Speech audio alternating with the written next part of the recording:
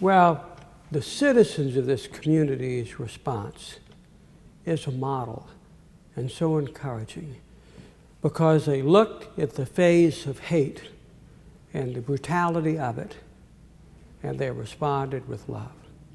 Not violence or anger, with love. And the way people have reached out to each other, across racial lines, every line, from holding hands, hugging, at prayer services, at vigils, the flowers, the notes, and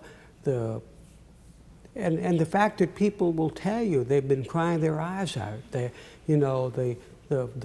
palpable sorrow and love for these people, and it has been so inspiring.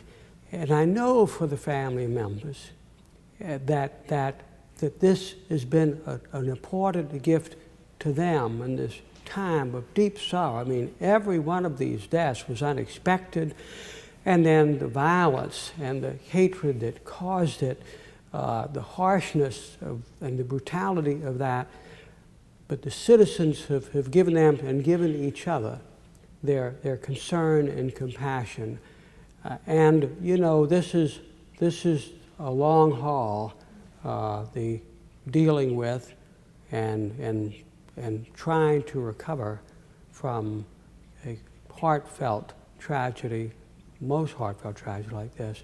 But the way the citizens have responded inspires me greatly. They're sending their checks for the funds that we've created, and just the expressed concern and heartache. It's a wonderful thing to watch and feel. Sure. Now, the way they have responded has been peaceful and outpouring of love. How is that different, and what does it say about the city that it's different than maybe some of the things that have happened in the past in other cities?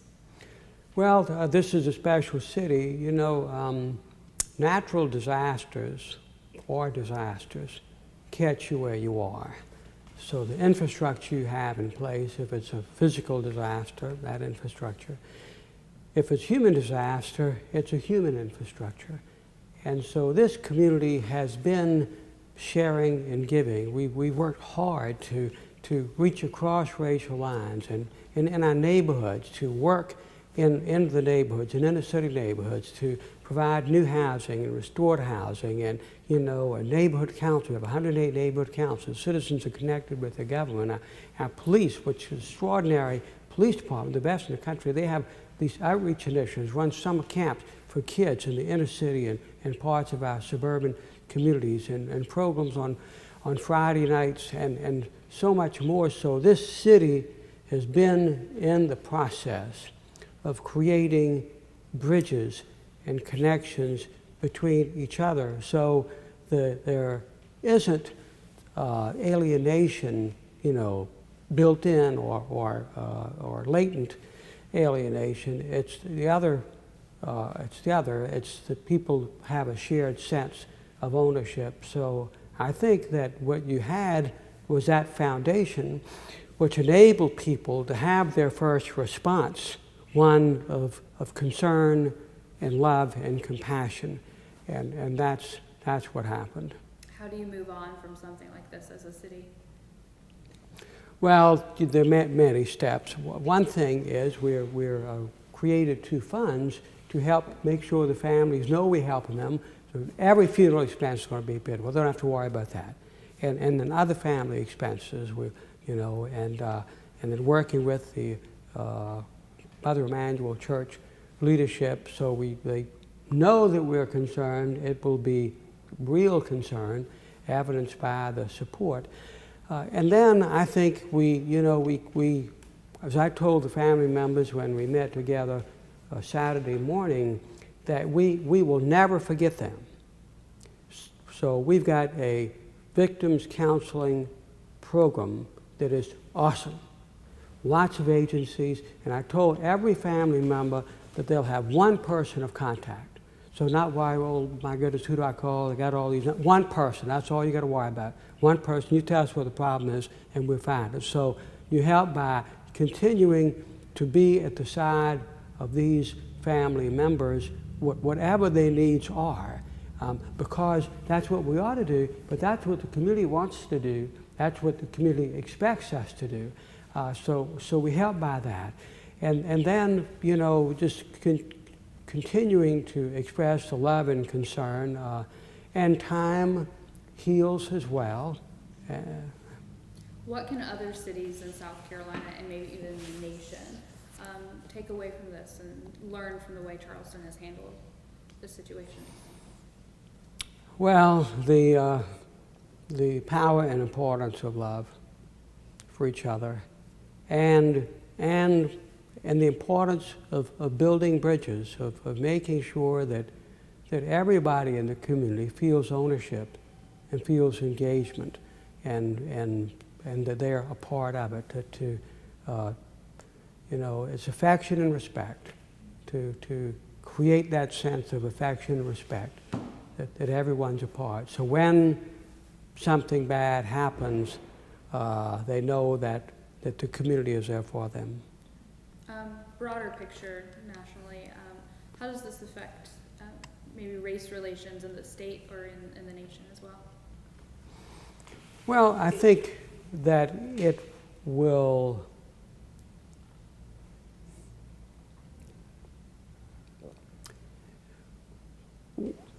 what this did was show a bad, hateful underbelly hidden of hate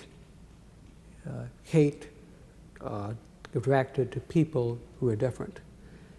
We thought that was of long ago. The Klan and those brutal things and lynching years and years ago, generations ago. And it's a reminder how large it is if it's just a speck or if it's more than a speck. But the fact that this guy was getting this hateful information about racial superiority, and so much so that in his delusioned mind, he could rationalize why he should go into a church and sit there for 45 or 50 minutes and then pull out a gun and kill people who had been studying the Bible. And so we've got to find a way to shine light on that so we understand what is out there. And if there are a lot of these or some of these sites that preach hate, to find a way to expose them. In America, people can think what they want to think. They can say what they want to say within reason. But let's not let them be in a dark closet. Let's let them know that we want to find ways to know that this awful kind of stuff is going out there. And then I think that we need to know more about each other. And we need to keep building on the racial progress that has been made. And this is an isolated, small event, but I think that it must be telling us that we haven't reached the goal line yet in America of racial progress and understanding and real embracing of diversity.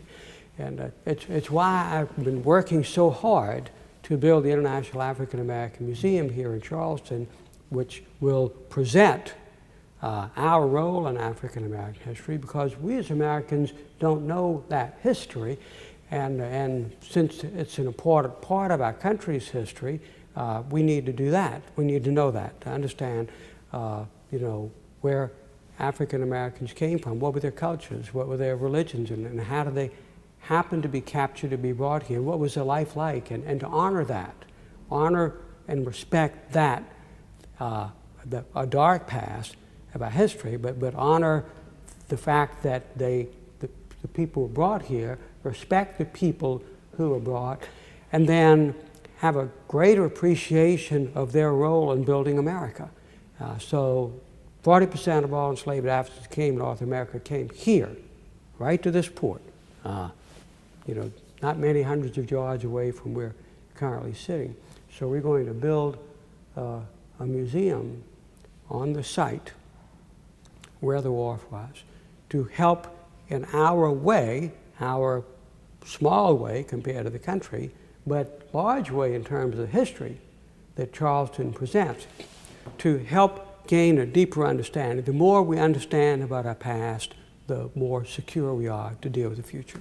Do you want to make a statement on the Confederate flag in the press conference that was held yesterday? Sure. I strongly applaud the governor's position. It's needed and it's overdue. The flag that I worked 15 years ago and walked from here to Columbia to get it removed from the state capitol dome, but that wasn't completed, and it should go to a museum. The grounds of a state capitol should have symbols for everybody and flags for everybody. So state flag, a nation's flag, for everybody. The Confederate battle flag is not for everybody. It's not something everyone embraces. It's part of history.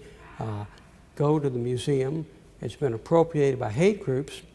Then don't give them any kind of recognition or credibility. So, well, you know, that flag's at the State House, and they're going to move it. Needs to be moved. Put it in the museum. Then the hate groups don't have any credible visual support that they can conceive exist in front of our most prominent public building in South Carolina, the capital of our state. Last question. You talk about love a lot in the city. Pardon? You talk about the love a lot that's in the city. Moving forward, what do you want to see for Charleston? Well, we build on that and embrace that. You know, you've heard a lot here, people praying, and that's everybody's beliefs, different and respected. But the fact that in a time of horrific tragedy, people in their own ways and in their own hearts look to prayer and turn to love. And so I think we build on that. I think this most tragic event has a positive message for the future. How you respond, and you respond with goodness, and that is something that you can build on, and an ethic that you pass on to future generations to let them know that that's part of living in this community. You have the opportunity to love and support and give and rend this heartache, to do the ultimate gift and pray for those who've been hurt. Thank you. Appreciate it. Okay, thank you.